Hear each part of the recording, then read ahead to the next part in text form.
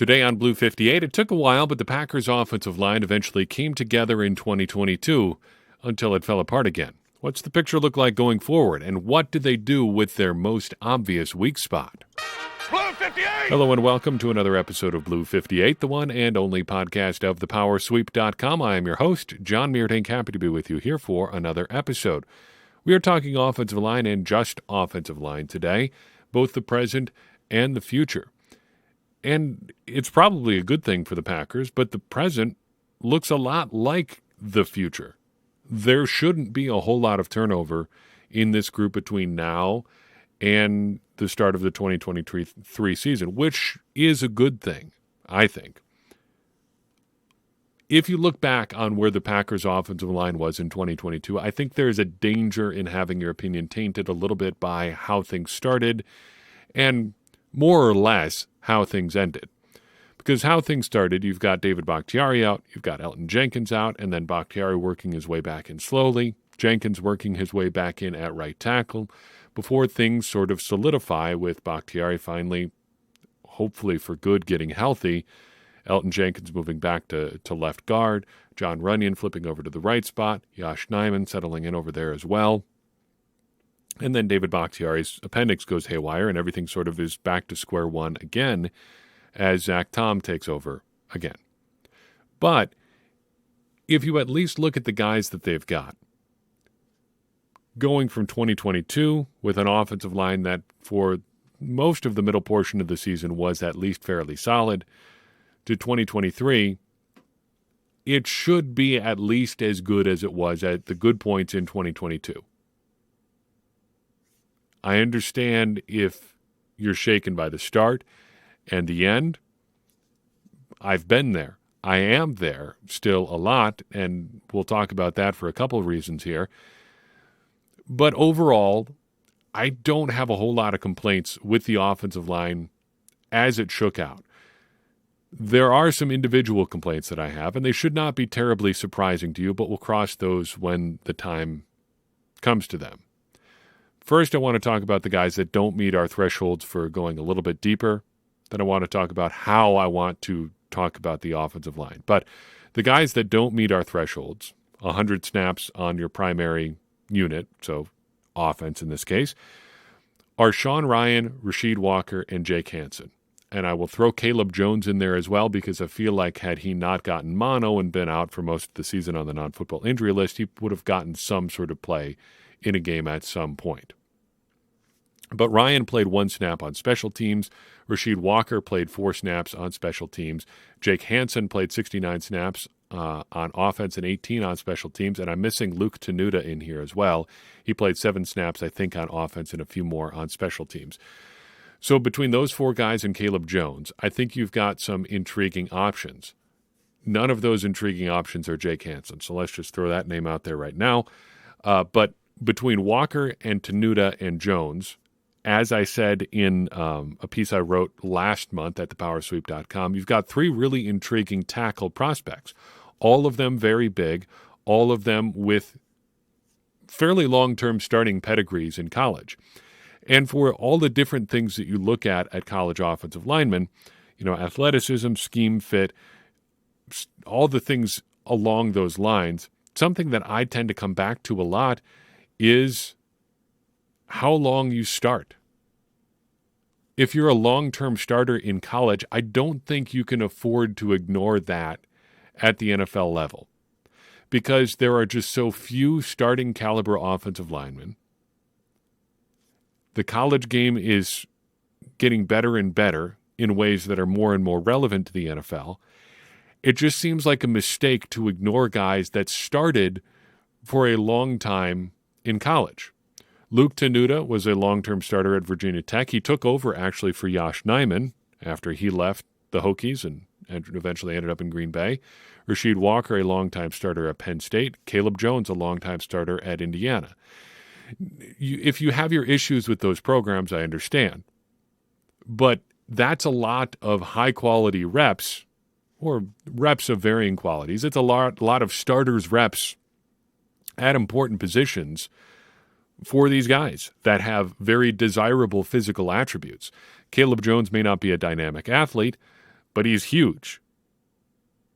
Those are still some rare physical attributes. Luke Tenuta, same sort of qualities. Rasheed Walker, not quite as big as Tenuta or Jones, but in the ballpark as well. And of those three, probably the most highly pedigreed of college, or in college. The best college resume, put it that way. Most decorated of the three for sure. I don't think you can ignore those sorts of things. It just feels like to me one of those three guys is going to shake loose and become something for the Packers. They've poured too much into them, and they seem to have similar backgrounds to guys that have become something long-term, a guy like Yosh Nijman, that you can't really ignore them either. Sean Rhyan is intriguing for similar reasons, but I would understand if you had a little bit of a sour taste in your mouth about him as well. Just the one snap on special teams is a pretty terrible debut for a third-round pick. However, even more so than the three guys we just talked about, Ryan has some good athletic ability, and he's got guard and tackle experience. If anything, you should be able to put him on the Royce Newman track and get something out of him, or at least try to get something out of him. Or maybe you miss. But he's got the tools to at least be in the conversation for another year. Hansen, I think we've seen enough. But these four other guys out of the five here, worth remembering and worth keeping in your mind as we head, through OTAs and offseason, all that sort of thing. And guys like that are going to be reasons why maybe the Packers don't invest a whole lot at particular offensive line positions, because I think there is one area where the Packers might want to seek a little bit of help, but that's a little ways off here. Now, in terms of the guys who did meet our thresholds here, the guys who did play 100 snaps or more, we're going to do things a little bit differently than we do at the other positions. We talk about meeting expectations, stats, diving a little bit deeper on their performance for the year. I don't want to do that with the offensive line for a couple of reasons. First, offensive line, more so than I think any other position we look at in these recap things, is dependent on the guys around you. It's a unit more than individuals. The individuals are still important. The individuals help your unit, but your offensive line can look bad even if four of the five guys look pretty good. Secondly, looking at those individual performances gets very complicated unless you're willing to do a whole ton of film work on it. I am willing to do the film work. I do not have the time to do the film work. So we're going to talk more about where the Packers guys that they played in 2022 fit into their picture going forward, and what we think about it says about the decisions the Packers are making on their offensive line, because that I think we can talk about. When you bring in things like Pro Football Focus grades or other sorts of things, you start to get a little bit more of a picture of how an individual guy fits into a picture like that. So from that perspective, I think we can dive into what these individual guys are capable of or might be able to contribute to 2023 and beyond.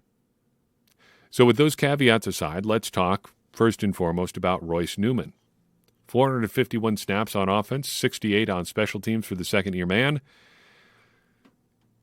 Looking at his season and looking at his career to this point, he feels to me a little bit like an offensive version of Dean Lowry.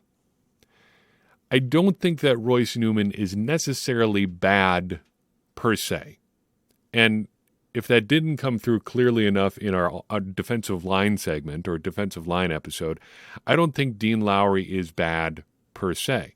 However, I think both Newman and Lowry are a little bit miscast, and the Packers seem to insist on using both of them in situations where they can't really be at their best. Dean Lowry plays a position that I don't know if really exists in the NFL anymore. He is athletically, skill set wise, and just physically, basically a 3-4 defensive end. And you just don't have those 5 technique fence post ends anymore. They just don't play that kind of scheme in the NFL. And it may not have been around when he was drafted. Royce Newman is kind of in that same category. He's a guy almost without a position to this point, yet the Packers kind of try to use him in this amorphous sort of way, which is not necessarily his skill set. Let me expand on that a little bit more. Royce Newman was better at guard than at tackle in 2022. At guard, he was better at guard in 2022 than he was at tackle, and he was better at guard in 2021 than he was at guard or tackle in 2022. Looking back to his 2021 season, he became a fairly competent guard down the stretch in 2021, but he kind of fell into that category of players where you don't necessarily feel bad about him when he's out there, but the second that you have a better option, you will go with that slightly better option. And that's what the Packers did down the stretch last year still being 2021. That's probably what played out in 2022 as well, because the Packers had him out on the field early on because they really didn't have any better options, not that they were really going out of their way to find one either. Looking at how his career has played out, I think you're kind of looking at Newman a little bit like we did at Billy Turner circa late 2019, early 2020. We said repeatedly on this show and elsewhere that what the Packers really needed to do with Turner then was to find a spot for him and let him stay there, whether it's right guard or right tackle or left tackle. Just let him pick something and stick with it. Because it's great to be able to move guys around, and it's great when you can find guys who can do that, but not everybody can do that.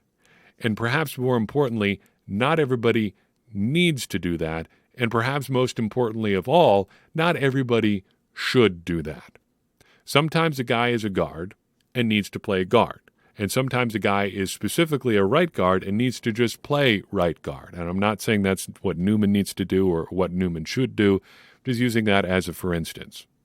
The Packers have done very well in the Matt LaFleur / Adam Stenavich era, moving guys around. But not everybody can do that, and not everybody should do that. And I think the Packers could do a better job of recognizing when a guy just doesn't have the skills to do that. They might want him to be able to move from right guard to right tackle and play whatever position you need and all sorts of things like that, but some people just can't do that. And I wonder if Royce Newman is that sort of player, and I wonder if the Packers, on top of Newman not getting the job done in the positions they're putting him in, I wonder if the Packers are doing him a disservice by not putting him in positions where he can succeed. Because that, I think, is a recurring question we've had about the offensive line dating back to the start of the 2022 season. Are the Packers coaches putting guys in positions where they can succeed? And I think that has been an issue with the Packers offensive line at times too, because as well as they've done moving guys around, sometimes they try to move people around and it doesn't work. The 2021 playoffs are an example that we've come back to a lot. Moving Billy Turner to left tackle there ended up being a pretty consequential choice for the Packers season, and it just looked like physically that was something that he was not able to do. I think in 2022 we saw things that Royce Newman was getting asked to do that he is just not able to do. And you get into, to circle back to an analogy that we used at times about Kevin King, you start falling into the frog and scorpion sort of situation there. Early 2021 season, Kevin King gets beat on another deep shot down the sideline, and everybody goes ballistic online. Understandably, because a big factor of one of the defining features of the 2020 Packers season was Kevin King getting smoked down the sideline for a fairly notable touchdown. And yet the Packers put him in a position to do that again, and he got toasted again. And at a certain point, you have to stop getting mad at the player and start getting mad at the person who is allowing the player to be exposed like that. I think that's kind of where we are sometimes with Royce Newman. Are you putting Royce Newman in a position where he is going to make you look smart or make you look dumb? Because if Newman just plays how he has played and played and played, and he looks bad, whose fault is that really? I think the Packers need to figure out where Royce Newman is actually capable of playing and put him there and let him stay there. Let him figure out one spot and do his best at it. When he did just play one spot in 2021, eventually he got better. That wasn't something he got to do in 2022, and he really never did get better. The flip side of that, of course, is Zach Tom, who played 489 snaps on offense, none on special teams. A little bit surprising that we never saw him out there on special teams. I was surprised to learn that prepping for this today. Tom, you moved him around all over the offensive line, and he seemed to do well wherever he ended up. The problem with Tom is, again, a coaching issue. Because if you want to grow, you have to be willing to experience some growing pains. One of the defining stories of the 2022 Packers season is this thing that I think you and I, as a podcast producer and a podcast listener, were on pretty early. The Packers were going to have some growing pains, and that was by design. They were hoping to grow over the course of the 2022 season into something that could contend in the playoffs eventually. Now, whether or not that is actually a realistic goal, I think is going to be for history to decide, and it's probably not going to come down on the side of the Packers being very smart there. But it was at least a plan. The plan was to experience growth over the course of the season. But you have to be willing to experience some growing pains if you want that to happen. And as far as Zach Tom is concerned, I think the Packers seem to be trying to avoid those growing pains while still wanting to grow. They seem to practice some fairly extreme risk avoidance with Tom in, I think, a really misguided way. Because Zach Tom sat on the bench for much of the early portions of the season, while Jake Hansen and Royce Newman, or rather Jake Hansen or Royce Newman, was out doing things at right guard and right tackle, and Tom was not. Tom is as good or better of an athlete than both of those guys, has a better college resume than both of those guys, and turned out in 2022 to be a pretty good player, though physically limited due to some weight-related issues there, to be sure. But if you're not starting a guy because he's light and just starting guys that are bad, that is a bad decision. But the Packers, if you're looking at it from their perspective, I think we're practicing some risk avoidance because they're saying to themselves, all right, Hansen and Newman might not be good, but Zach Tom might be worse. But then early in the season, we saw how bad Hansen and Newman were. How much worse could Tom really have been? What are you realistically hoping for then? That he's not worse than that? It seems like a pretty safe bet. And again, you have to call into question the coaching decisions because this is not an issue of the players. I feel like Jake Hansen and Royce Newman have been whipping boys a little bit for me on this podcast, and I have to admit that is not entirely fair. Because as I suppose I've taken some pains to say on this episode, it's not your fault if you get put into a situation where you can't succeed and then you don't succeed. I have a 3-year-old boy. If I ask him to do some complicated things in support of, say, like making dinner, and he messes it up, whose fault is it really? If I ask him to, fill up everybody's glasses with water when we've got his grandparents over for lunch, and he spills the water on the floor instead of getting it in the glasses because he's not tall enough to reach the glasses on the table, is that his problem or is that my problem? It's my problem because I'm the dad. I'm supposed to know better. I'm supposed to be making these decisions. That's where I think a lot of the offensive line stuff ends up breaking down if you look at the Packers this year. Because the decisions don't ultimately seem to be player problems. They're players getting put in positions where they shouldn't be to begin with. Zach Tom is the positive version of that. Royce Newman is the negative version.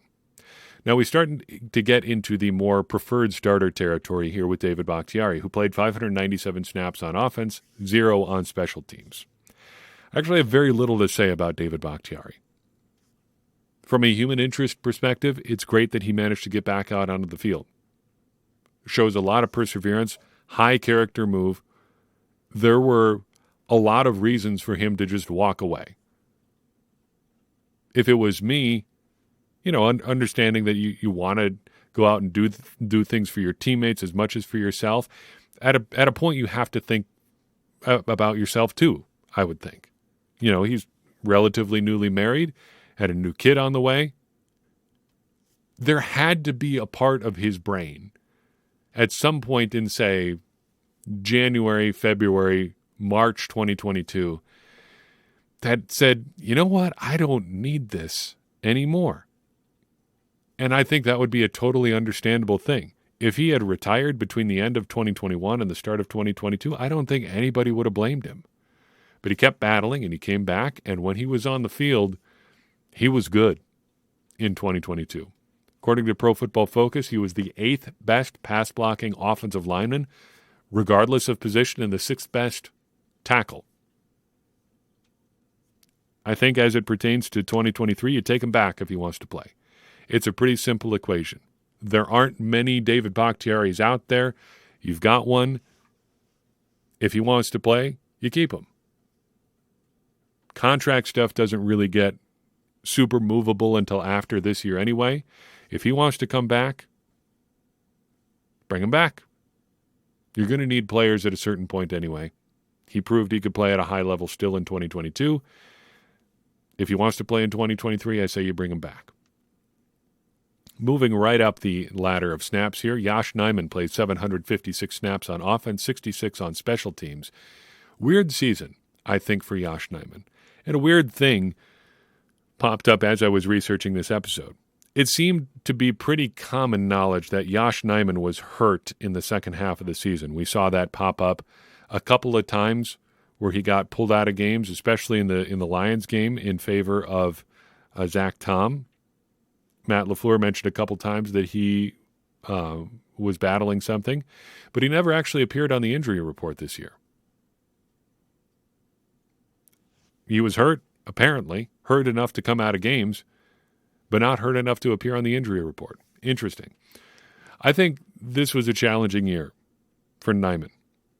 He starts off in a bit of a timeshare at left tackle, has the week in, week out question of whether or not David Bakhtiari is going to play. Apparently, the alternating series thing was not super popular internally, and they didn't even know at times until pregame warmups whether or not Bakhtiari was going to be able to play at all. And so Yosh, instead of getting reps at right tackle, where it looked like was going to be his long-term position for the Packers in 2022, he still had to hang out at left tackle, which prevented the Packers from doing a whole bunch of other things, and then you end up not really having a position. And then, of course, he gets hurt. You're in and out of the lineup as a result of that. It's a good example of how things in football aren't often fair, but they can still affect your career. Still, I think over the past 2 years, Nijman has proved that he can be a starting caliber tackle in the NFL, and I would have to think that he gets tendered as a restricted free agent this offseason, may or probably will get the second-round tender. I don't think anybody makes a run at him, but even at the second-round level, it's like $4 million and change. That is not bank-breaking money for a starting tackle in the NFL. And between Bakhtiari and him and Zach Tom, you're not overspending at tackle. And between those three guys, I think you're in a fairly strong position. 2 left here. 3 left here. Elgton Jenkins, 960 snaps on offense, 0 on special teams. I think the possibility of doing too much is a real concern, even for very gifted people. There are people who are extremely talented, regardless of their field, who still try to do too much and end up overloading themselves. And I think the Packers were asking too much of Jenkins early in the 2022 season. He was 10 months, give or take a little bit, from his torn ACL, and he's starting at tackle. Not his primary position. A position he had played well in the past, but not his primary position. And I think that showed early in the season. Of note this year, 4 of his 5 best graded games, according to Pro Football Focus, came at guard, where he ultimately ended up after some experimentation at right tackle. But just as interesting, 3 of his 4 worst games of the season were also at guard. So I think if we're going to boil it down to one phrase, I would say it's a high variance year for Elgton Jenkins. He had some very, very, very good games. Also had some very, very bad games at both tackle and guard. The Packers are going to be betting that he is not a high variance player going forward. I think if you look at the balance of his career up to 2022, that is a pretty safe bet. Anything can happen, but I think looking at the contract that he and the Packers agreed to, it's not going to be cap ruining, even if things don't work out, even if he's never as good again as he was early in 2020, 2021, or 2020. I am not worried about the Packers and Elgton Jenkins and the contract they agreed to at all. And I think it's interesting and kind of a win-win that he still has some incentives in there where he can make some money for playing at a very high level at guard or tackle. So wherever he ends up playing for the Packers, if he plays at a high level, he is going to be rewarded, which I think is a big win for both player and team, because player wants to get rewarded for doing well. The team wants him to do well, and now he's got all the incentive in the world to do absolutely as well as he possibly can do. Great deal, I think, for both sides, and it's a good way for the Packers to roll the dice in a way that they're not really risking all that much. Jon Runyan, talking about guys you don't have to say a whole lot about. Just been steady Eddie since he joined the starting lineup in 2021. 1,000 snaps on offense again, 1,051 to be precise, 66 on special teams, back-to-back 1,000 snap seasons. I don't need to tell you about Jon Runyan. He is not a perfect player, but he's a solid player, and you just need a bunch of solid players to fill out your roster. To give you an example of how rare of a player he is, though, here's a stat for you. There have been 6 instances of a player drafted in the 6th round or later since 2020, so the last 3 seasons, playing at least 1,000 snaps in a season. So 6 separate seasons where that's happened. Kansas City's Trey Smith has 2 of those seasons, Donovan Peoples-Jones in Cleveland and Michael Onwenu in New England have 2 of the other ones, and the other 2 seasons belong to Jon Runyan. 2 1,000 snap seasons in his first 3 years as a 6th round pick. Not too shabby at all. I don't know what you start to do with Jon Runyan from a contract perspective, because next year he goes into a contract year. He doesn't seem like an all-star caliber guard. If Elgton Jenkins is a 100, I don't know what Jon Runyan is. Is he an 80? Is he a 70? That seems low. Is he a 90? I don't think he's 90% of Elgton Jenkins. But he is really solid. And those are guys that are worth keeping if you can, unless someone decides that they really think he can elevate their offensive line and gives him money that pays accordingly. That is a problem for spring of 2023 or 2024. We are in, getting close to spring in 2023. We'll cross that bridge when we come to it. A bridge the Packers do need to cross involves center Josh Myers. He led the Packers offense with 1,091 snaps, also played 50 on special teams. This is a tricky situation for the Packers, because although I don't have specific criticisms of Myers, I've not watched offensive line play in enough detail to say this is what he did bad in this game and this, that, and the other thing. I would say that of the Packers' 5 preferred starters, he is the one who needs the most competition heading into 2023. And I'll tell you why here in a second. But those preferred 5, left to right, are going to be David Bakhtiari, who, if he is healthy, is going to start. Elgton Jenkins, same deal. Josh Myers is your center. Jon Runyan is going to be in there at right guard. And then at right tackle, you've got Josh Nijman or Zach Tom, or if you stack it the other way, Zach Tom and Josh Nijman. Those are probably your 5. Some configuration of those 6 names will be your starting 5 guys.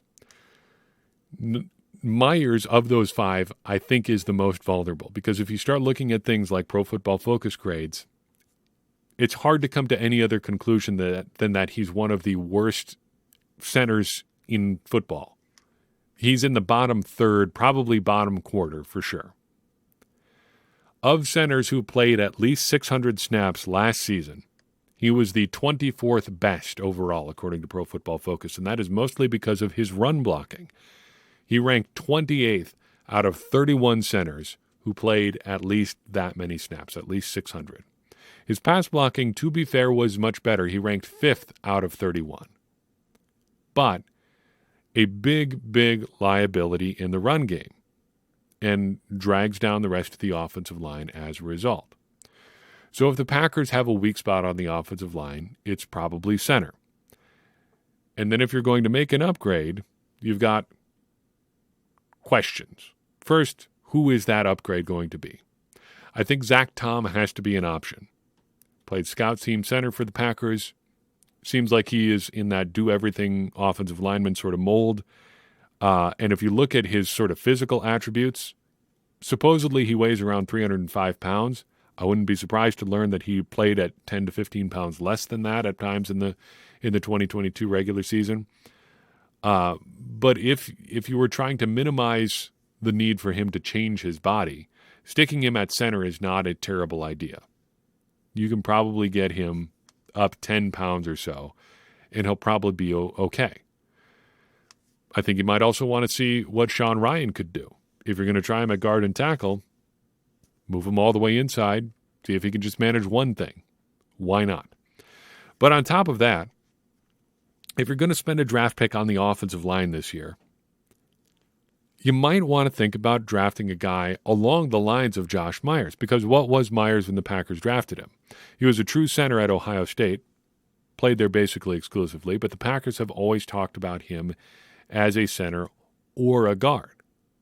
So I think if you are starting to build your mental draft board for what's coming up in April, you might want to think about guys who have that sort of center guard flexibility, because that may be a change the Packers are looking to make. And if the Packers do make a change at center, you have to ask yourself what becomes of Myers. Well, as we said, the Packers have always talked about him as a potential guard option. And if the Packers move him out of the center spot, the place that probably needs the most depth is guard. If the Packers are willing to do these things like start random people at right tackle or left tackle, right guard, left guard, I think they also have to be willing to try things with their established starters. Sure, Josh Myers has played, almost 2,000 snaps at center over the past couple of years, but just because he's done that the past 2 years doesn't mean he can't contribute at guard going forward. Maybe he's better at guard than he was at center. Maybe giving him different responsibilities helps him shore up some of the weaknesses in his game. If you're willing to put guys out there who you know are going to be liabilities, why not be willing to move guys where you know that if he doesn't work out at this new position, at least you've got a very solid baseline for him somewhere else? Because even if Myers isn't a great center, he's at least a competent one. 5th best pass blocking center isn't nothing. Even if he is a liability in the run game, you're going to be passing enough for that 5th best number to count for something. They've got to at least be open to the option of moving him elsewhere, though. You can't just say he is locked in at center. We're going to stick him at center just because he's always played center. If you're going to be willing to move all these other guys around, you've got to be willing to do it with this guy as well. Because that's the only way your offensive line is really going to get better. And if you've got a guy who's a liability, you've got to think out of the box a little bit too. That's all I've got for you in this episode of Blue 58. I appreciate you tuning in. I'd appreciate it even more if you would take a second and share this episode with someone you think would enjoy it. That's going to help more people find the show and get more people involved in this conversation that you and I are having around the Green Bay Packers, which in turn is going to help all of us, me included, become smarter Packers fans. And as I always say, smarter Packers fans are better Packers fans, and better Packers fans are what we all want to be. I'm your host, John Meerdink. We will see you next time on Blue 58.